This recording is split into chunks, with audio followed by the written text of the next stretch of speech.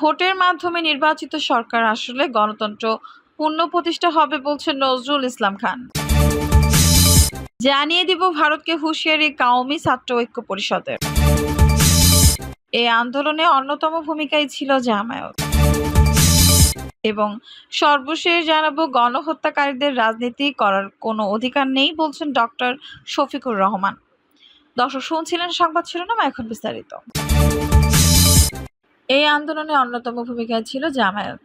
বৈষম্যবিরোধী ছাত্র আন্দোলনকে কেন্দ্র করে গণঅভ্যুত্থানের মাধ্যমে গত ৫ আগস্ট আওয়ামী লীগ সরকারের পতন হয়েছে। এই আন্দোলনে বাংলাদেশ জামায়াত ইসলামীর অন্যতম ভূমিকা ছিল বলে দাবি করেছেন দলটির কেন্দ্রীয় নির্বাহী পরিষদ সদস্য ঢাকা মহানগর উত্তরের আমির মোহাম্মদ সেলিম উদ্দিন।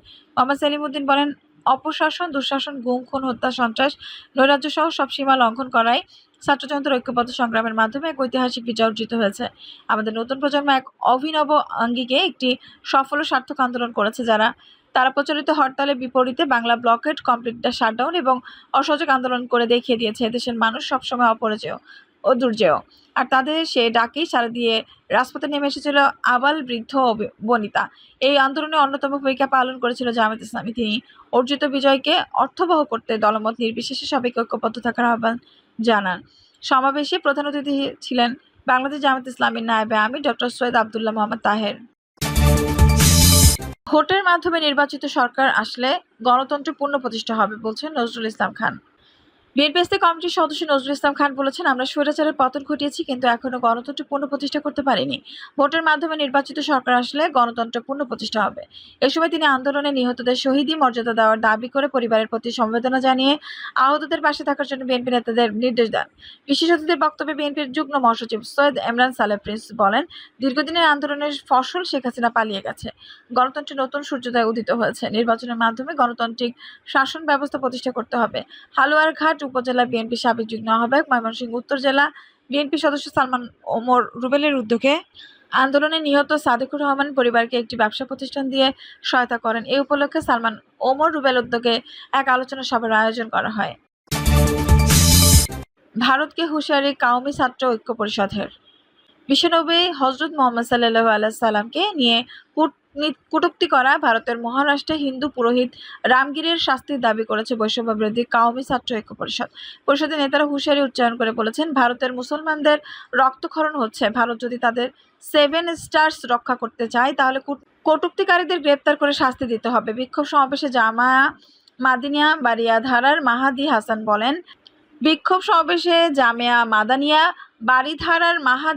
বলেন, ভারতকে হুঁশিয়ারি দিয়ে বলতে চাই, 7 সিস্টার্স যদি রক্ষা করতে চাও তাহলে অতি দ্রুত কটূক্তিকারীদের গ্রেপ্তার করতে হবে।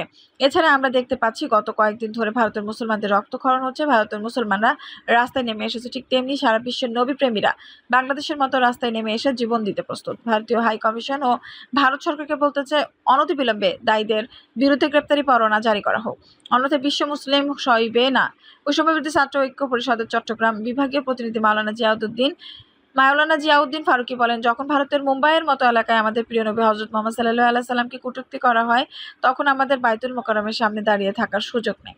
ভারতের কুখ্যাত কসাই মোদিকে বলতে চাই, যদি এই কটূক্তি করা পুরোহিতকে দৃষ্টান্তমূলক শাস্তি দেওয়া না হয় তাহলে ভারত খণ্ড বিখণ্ড হয়ে যাবে। ভারতের বিরুদ্ধে যুদ্ধ ঘোষণা করা হবে। 2013 সালে এই দেশের নবী প্রেমিক মুসলমানরা নবীর ইজ্জতের হেফাজতের জন্য, ইসলামের হেফাজতের জন্য যখন হেফাজত ইসলাম বাংলাদেশের নেতৃত্বে শাপলা চত্বর অবরোধ করেছিল, তখন ওলামায়ে একরাম দাবি করেছিলেন বাংলাদেশের সংসদে নাস্তিকদের সর্বোচ্চ বিধান ফাঁসির আইন কার্যকর করতে হবে।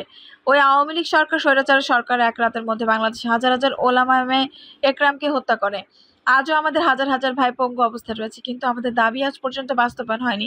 তিনি হেফাজত ইসলামের কেন্দ্রীয় নেতৃত্ববৃন্দের প্রতি আহ্বান জানিয়ে বলেন, শাপলা চত্বরে অবস্থায় নিয়ে নাস্তিকদের শাস্তির জন্য যে আন্দোলন সংগ্রাম আপনারা করেছেন, সে আন্দোলনে এই দেশের হাজার হাজার ওলামায়ে একরাম আমাদের ডাকে সাড়া দিয়েছে, আপনাদের হাতে হাত মিলিয়েছে, আপনাদের নির্দেশ রক্ত পর্যন্ত দিয়েছে, জীবন দিয়েছে। আমরা সমাবেশ থেকে বলছি, আপনারা নাস্তিকদের সর্বোচ্চ শাস্তির বিধান কার্যকরের জন্য আবারও যদি ডাক দেন, এদেশের ছাত্র জনতা আপনাদের পাশে থাকবে। বিক্ষোভ সমাবেশ শেষে বৈষম্যবিরোধী কওমি ছাত্র ঐক্য পরিষদের প্রতিনিধিরা বাইতুল মোকাররম মসজিদ থেকে একটি মিছিল নিয়ে শান্তিনগর মোড়ে গিয়ে দিনের কর্মসূচি শেষ করেন। গণহত্যাকারীদের রাজনীতি করার কোনো অধিকার নেই বলছেন ডক্টর শফিকুর রহমান। বাংলাদেশ জামায়াত ইসলামীর আমির ডক্টর শফিকুর রহমান আওয়ামী লীগকে ইঙ্গিত করে বলেছেন, গণহত্যাকারীদের রাজনীতি করার অধিকার নেই, রাজনীতি করতে হবে দেশের মানুষের আকাঙ্ক্ষাকে ধারণ করে, বাইরের কারো সাহায্য নিয়ে নয়। বর্তমান অন্তর্বর্তী সরকারের উদ্দেশ্যে তিনি বলেন, এই সরকারকে জনগণের আবেগ চেতনা প্রত্যাশা বিবেচনায় রেখে এগিয়ে যেতে হবে। রাজনৈতিক দলসহ সকল স্টেক হোল্ডারের সাথে আলোচনা সাপেক্ষে সংস্কার ও নির্বাচনের রোডম্যাপ তৈরি করে যৌক্তিক সময়ের মধ্যে গ্রহণযোগ্য নির্বাচন দিয়ে সম্মানের সাথে সরকারকে বিদায় নিতে হবে। সংস্কারের পাশাপাশি নির্বাচনের রোডম্যাপ দিতে হবে, একটি যৌক্তিক সময়ে সুষ্ঠু নির্বাচন দিতে হবে। রুকন সম্মেলনে জামায়াতের আমির ডক্টর শফিকুর রহমান বলেন, 2009 সালের 10 জানুয়ারি থেকে শুরু করা এই জাতির উপর ধারাবাহিক অত্যাচার, নির্যাতন, গুম, খুন, রাহাজানি, লুণ্ঠন ও ধর্ষণ এবং সার্বিক জুলুমের বিরুদ্ধে জনগণের ধারাবাহিক প্রক্রিয়া শেষ পর্যন্ত আমাদের কলিজার টুকরা ছাত্রছাত্রীদের নেতৃত্বে কোটা সংস্কারের আন্দোলনের সংগ্রামের যে সূচনা হয়েছিল, আল্লাহ তাআলা যার মধ্য দিয়ে গোটা জাতিকে সম্পৃক্ত করে জুলুমতন্ত্রের অবসান করেছেন। এই জুলুম থেকে আমরা কেউ মুক্ত ছিলাম না। এই রাষ্ট্রের কোনো নাগরিকই তাদের লুটপাট এবং জুলুমের বাইরে ছিল না। পিলখানা বিডিআর বিদ্রোহের প্রসঙ্গ তুলে ধরে তিনি বলেন, 57 জন কমিটেড দেশপ্রেমিক চৌখস সেনা অফিসারকে অত্যন্ত নিষ্ঠুরভাবে খুন করা হয়েছে। এই জঘন্য কাজটি করা কালো। আমাদের সেনাবাহিনীর উপরে কারা এত বড় আঘাত দিল? দ্বিতীয় বিশ্বযুদ্ধ থেকে শুরু করে কোনো না বিশ্ববিদ্যালয়ে একদিনে এতগুলো সেনা অফিসার কোথাও খুন হয়নি। এই কলঙ্কের ইতিহাস রচনা হলো আমাদের দেশের উপর। এত বড় সর্বনাশটা কে করলো? আজ পর্যন্ত জাতির কাছে তা উন্মোচন হলো না। আওয়ামী লীগের শাসনামলে চিত্র তুলে ধরে তিনি বলেন, বিডিআর হত্যার মধ্য দিয়ে ফ্যাসিবাদী শাসনের প্রথম ধাপ শুরু হয়। এরপর জামায়াতের উপর স্টিম রোলার চালানো হয়। পর্যায়ক্রমে জামায়াতের শীর্ষ নেতাদের ফাঁসি দিয়ে অথবা কারাগারে রেখে হত্যার মাধ্যম দিয়ে শেষ পর্যন্ত জামায়াতকে নিশ্চিহ্ন করার অপপ্রচেষ্টা চালানো হয়।